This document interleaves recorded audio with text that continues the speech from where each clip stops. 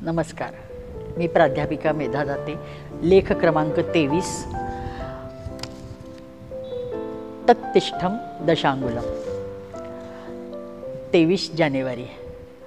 वास्तविक ह्या श्लोकाचा प्रथम चरणात जे म्हटले आहे की ओम सहस्त्रशीर्षा पुरुषः सहस्त्राक्ष सहस्त्रपाद सभूमिं विश्वतो वृत्वा तत्तिष्ठत दशांगुलम, की ज्याला हजारो हात आहेत, पाय आहेत, मस्तके आहेत, डोके आहेत, असा हा चराचर व्यापक परमेश्वर उरलाय किती तर दशांगुले. हा इथे हजारोंचा मतितार्थ वाचक म्हणजे अगणित अशा अर्थाने आहे, व्यापक अर्थाने आहे.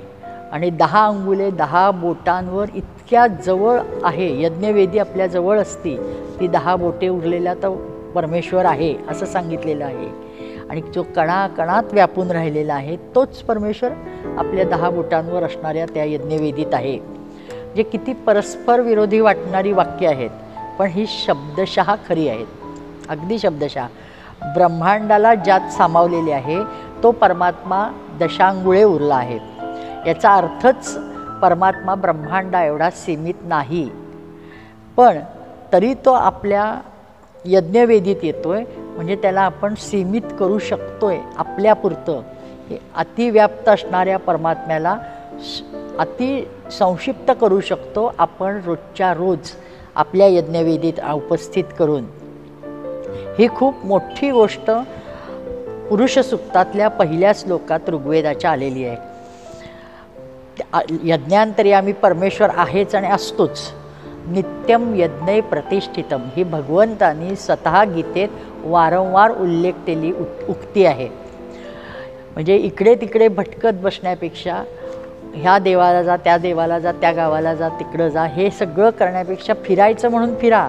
पण देवाचंच खरं दर्शन घ्यायचं असेल तर यज्ञवेदी समोर बसून परमेश्वराला अग्नी प्रज्वलित करून हवन करा, तर तो तिथं उपस्थित आहे.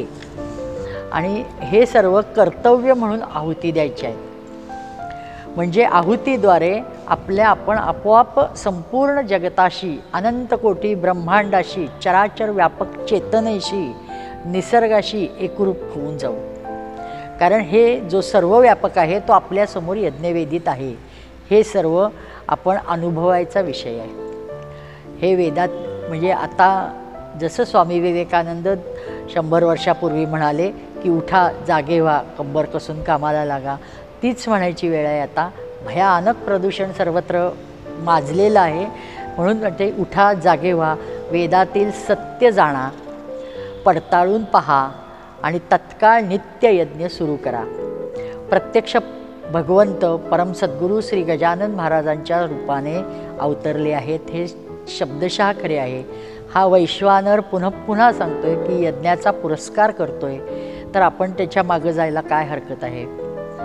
जे पंचसाधनाने प्राप्त होते ते समाधान, आनंद हेच विश्वाचं आनंदाचं गमक आहे, हे त्यांनी स्पष्टपणे सांगितलं आहे. हे नक्की अग्निहोत्र करावं किती, कधी, याबद्दल अनेक शंका होत्या. मग स्वतः एकदा त्यांचे भक्तश्रेष्ठ कर्नल मदनकाका देशपांडे यांनी त्यांना विचारलं की अग्निहोत्राची नेमकी वेळ काय करावी, कधी करावं. त्यावेळेस स्वतः परम सद्गुरू श्रीजी म्हणाले की सूर्योदय सूर्यास्त त्याचा जो नेमका मिनिट आहे त्या मिनिटाचे 60 सेकंद धरावे आणि त्यात तो करावा. आहुती तेवढ्याच वेळात द्यावी. आहुती 2च द्याव्यात आणि 3 नको किंवा 1 नको. बाहेरच्या तेजतत्वाशी जीवाच्या ठिकाणचे रोज तत्व एकरूप होऊन जीव तेजस्वी जीवन जगू शकतो. किती छान प्रश्न त्यांनी विचारला आणि नेमक्या स्वरूपात त्यांनी उत्तर दिलं आहे. आणि जे परमात्म्याने सांगितलं आहे त्याप्रमाणे आपण ज्या ठिकाणी तत्तिष्ठत दशांगुलम म्हणले त्या वेदीमध्ये 60 सेकंदामध्ये 2-5 सेकंद पुढं मागं झालं तर काहीही बिघडत नाही. मिनिट सुरू झाल्यावर तेवढ्या 60 सेकंदात आपण 2 आहुती सकाळी आणि 2 आहुती संध्याकाळी देऊया आणि आपलं तेजस्वी जीवन जगायला सुरुवात करूया. जगत असेल तर ते न चुकता टिकवून ठेवूया. कुठल्याही संकुचितपणाला, हिणकूस वृत्तीला, मनाच्या कोतेपणाला, क्षुद्रपणाला ह्याच्या उपासनेने समोर टिकू शकत नाही. त्यामुळं रोज जर यज्ञवेदीत प्रत्यक्ष परमात्मा येतो आहे, मग तो तिथं तुमचं जे काही इष्टदैवत असेल, मी आता पंढरपूरची असल्यामुळं म्हणते की विठोबा, त्या यज्ञवेदीत विठ्ठल दर्शन जर रोज द्यायला तो येतो आहे, तर मग आपण दुसरी तिकडं फिरण्याची काय गरज आहे. ही केवढी कृपेची गोष्ट आहे. मन प्रसन्न मनाने, शांत चित्ताने त्या परमेश्वराचं, विठ्ठलाचं दर्शन घ्यावं. तो निश्चित आनंदच देत असतो, खूप खूप समाधान देतो, याची अनुभूती येते.